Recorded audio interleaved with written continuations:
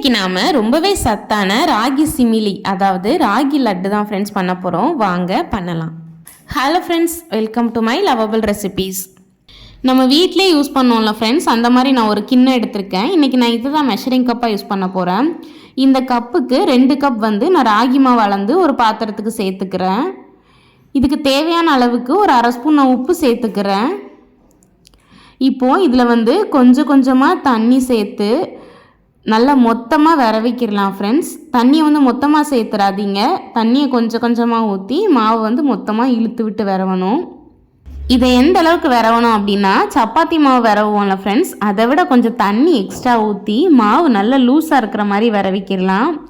நான் இப்போ இதை கையில் எடுத்து உருண்டையை தட்டி கொடுத்தோன்னா அந்த உருண்டை ஸ்டிஃபாக இல்லாமல் அப்படியே லூஸாக இலகணும் ஃப்ரெண்ட்ஸ். அதுதான் கரெக்டான டெக்ஸ்சர்.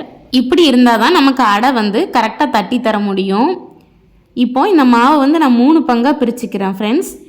இப்போது அடை தட்டுறதுக்காக நான் அடுப்பில் தவா வச்சுருக்கேன் ஃப்ரெண்ட்ஸ். தவாவில் கொஞ்சம் நல்லா தேங்காய் நான் அப்ளை பண்ணி வச்சுருக்கேன்.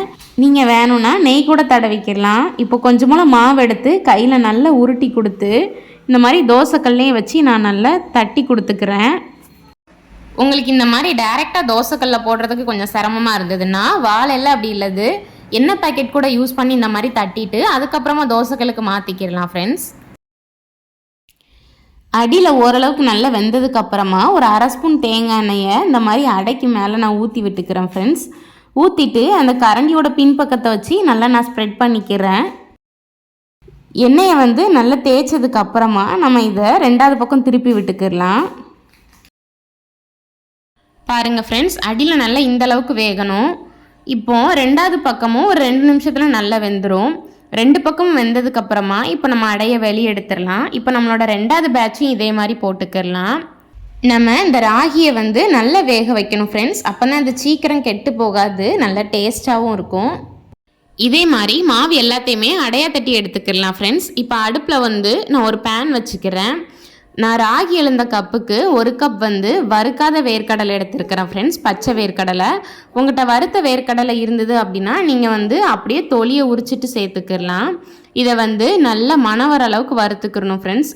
தொலியோட கலரும் மாறணும், அதே மாதிரி வறுக்கும்போது நல்லா மணம் வரணும். பாருங்கள், தொலியோட கலர் நல்லா மாறிடுச்சு. நம்மளோட வேர்க்கடலை நல்லா வறுபட்டுருச்சு.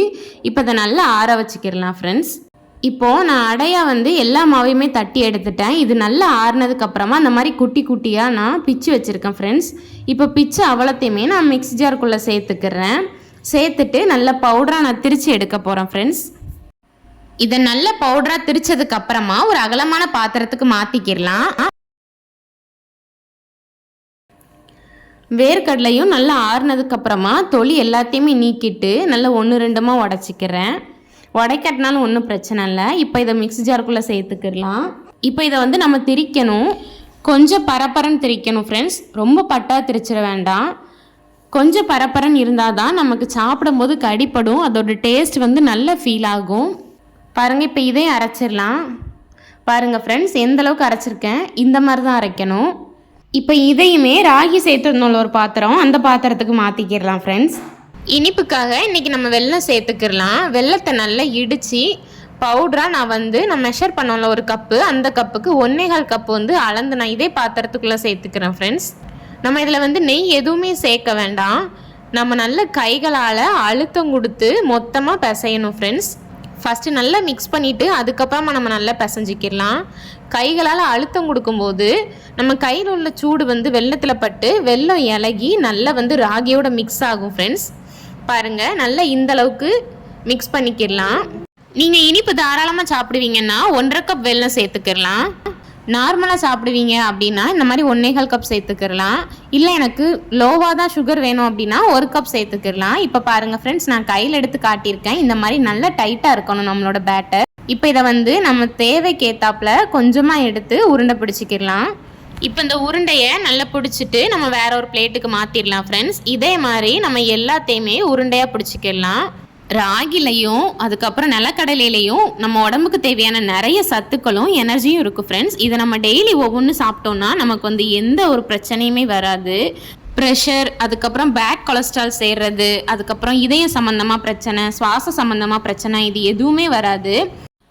பாருங்க ஃப்ரெண்ட்ஸ், எல்லா மாவையுமே நம்ம இந்த மாதிரி லட்டா பிடிச்சாச்சு. இதுல வந்து நிறைய இரும்பு சத்து இருக்கிறதுனால அனிமிக்கா இருக்கிறவங்க டெய்லி ஒவ்வொரு உருண்டை சாப்பிடலாம் ஃப்ரெண்ட்ஸ். கால்சியம் சத்து நிறைய இருக்கிறதுனால நம்மளோட பல்லு எலும்பு எல்லாமே நல்லா ஸ்ட்ராங் ஆகும் ஃப்ரெண்ட்ஸ். இதுல நிறைய புரதச்சத்தும் நார் சத்தும் இருக்கு ஃப்ரெண்ட்ஸ். அதனால இதை வந்து நம்ம அடிக்கடி செஞ்சு சாப்பிட்றது ரொம்ப நல்லது. நம்ம வந்து டிஃபனா செஞ்சு கொடுத்தா குழந்தைங்க சாப்பிட மாட்டாங்க. ஆனா இந்த மாதிரி ஸ்வீட் ரெசிபியா பண்ணி கொடுங்க, விரும்பி சாப்பிடுவாங்க. இந்த ரெசிபி கட்டாயம் உங்களுக்கு பிடிச்சிருக்கும் நம்புறேன் ஃப்ரெண்ட்ஸ். இதை ட்ரை பண்ணிட்டு உங்களோட ஃபீட்பேக் என்னோட ஷேர் பண்ணுங்க. இந்த வீடியோ பிடிச்சிருந்ததுன்னா லைக் பண்ணுங்க, இந்த லிங்க் உங்க ஃப்ரெண்ட்ஸ் கூட ஷேர் பண்ணுங்க. அப்படியே மறக்காம உங்க பொண்ணான கையால நம்மளோட சேனலையும் சப்ஸ்கிரைப் பண்ணிக்கோங்க ஃப்ரெண்ட்ஸ். தேங்க்யூ.